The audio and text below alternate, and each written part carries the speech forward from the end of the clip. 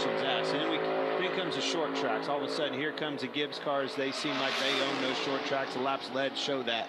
Now we're back for another 1.5-mile track, and I feel like these Gibbs cars have narrowed that gap on the Hendrick speed that they had in the grip that they have in these 1.5 miles.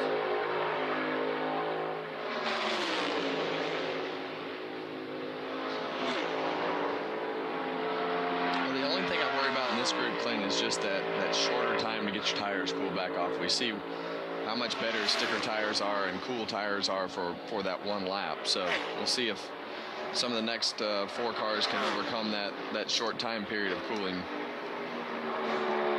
28.52 for Truex. That is a fall off of 8/100ths from round 1. Also, the ambient temperature's coming up, and so is the track temperature getting hotter. Bubba Wallace, 28.42 in the first round.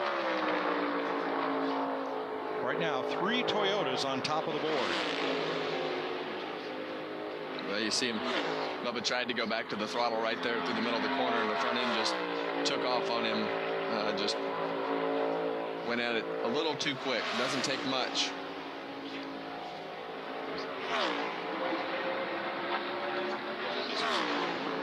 That's going to place him 7th with a 68. A fall off of a quarter of a second. William Byron, 28.38 in round 1. We don't have a driver in the 30s in the final round here.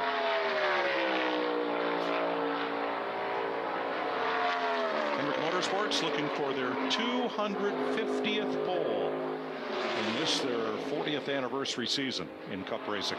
2 things there. Gibbs rolled that center so much faster. And the point, that thing was lower up off of 2 than William Byron's car. He had to lift out of the gas. Couldn't keep that car down on the bottom of the racetrack.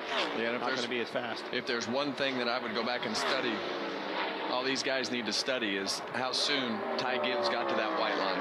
I used to do that a lot here and found that you could get away with that by just wrapping that line a little bit sooner, a little bit longer.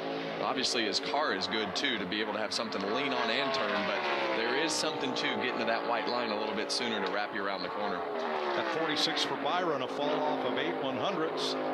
Here is Chase Briscoe. This is Ford's last hope for a front row start here.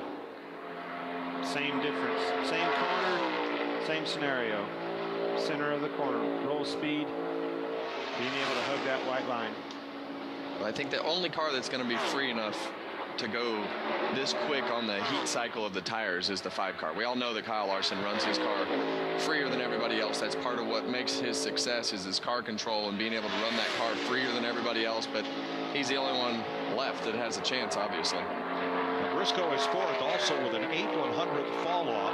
If Kyle Larson's time falls off 8/100ths, he's going to be right on top of Ty Gibbs.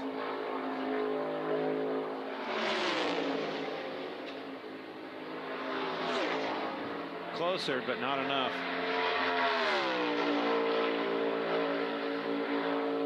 The old straightaway handling's plenty good on that car. Look at this. Wow. Larson with a 28.36. The fall off is only 3/100ths of a second. Kyle Larson, 3 consecutive poles. Last driver to win 3 straight.